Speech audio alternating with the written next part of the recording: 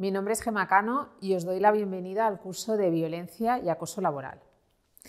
Antes de comenzar a hablaros de lo que es la violencia laboral, me gustaría que viésemos algunos artículos del ordenamiento jurídico español.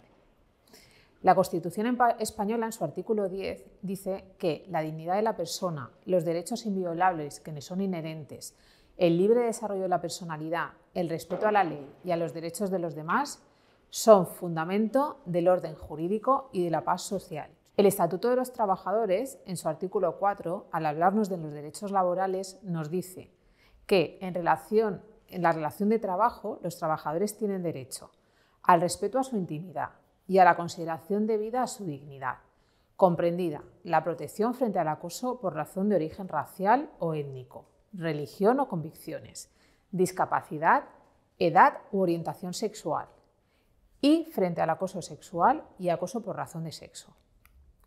Por último, y no menos importante, la Ley de Prevención de Riesgos Laborales recoge en su artículo 14 que, en cumplimiento del deber de protección, el empresario deberá garantizar la seguridad y la salud de los trabajadores a su servicio, en todos aquellos aspectos relacionados con el trabajo. Partiendo de esto, ¿qué creéis que es la violencia laboral? Os dejo unos minutos para que podáis apuntaros 2 o 3 acciones que penséis que pueden considerarse violencia laboral.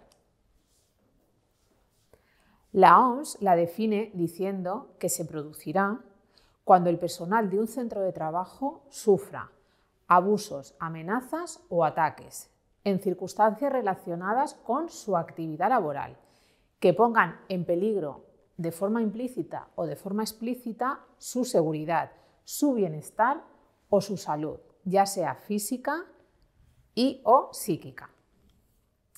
¿Podemos, por tanto, considerar una situación de violencia laboral la que se produce por parte de varios trabajadores respecto a otro trabajador? O, por ejemplo, ¿podemos considerar violencia laboral una situación que pueda ser, por ejemplo, una situación de atraco? Como hemos visto, la definición de violencia laboral nos habla de abusos, amenazas o ataques. Esto debe producirse siempre dentro del entorno laboral.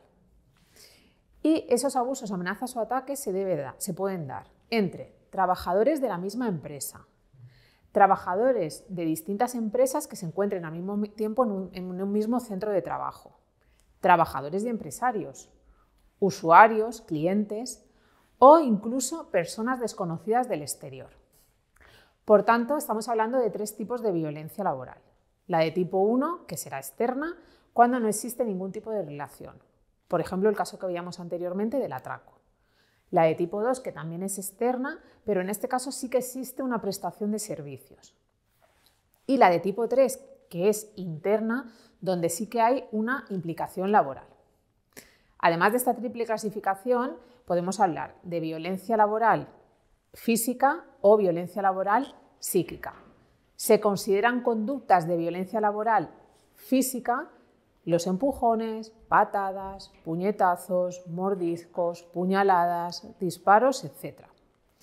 Se consideran, por otro lado, conductas de violencia psicológica, la intimidación, el uso deliberado del poder, las amenazas contra las personas, el abuso verbal, gestual, etc. Por tanto, dentro de la violencia laboral, como hemos visto, se pueden dar diversas situaciones. Me gustaría en este momento detenerme en lo que es la violencia verbal.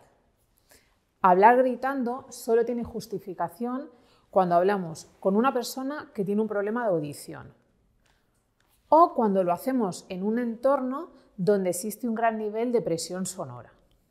En el resto de los casos no se justifica una actuación donde una persona grite a la otra como medio de comunicación. Por lo tanto, esta situación sí que podría considerarse una situación de violencia laboral.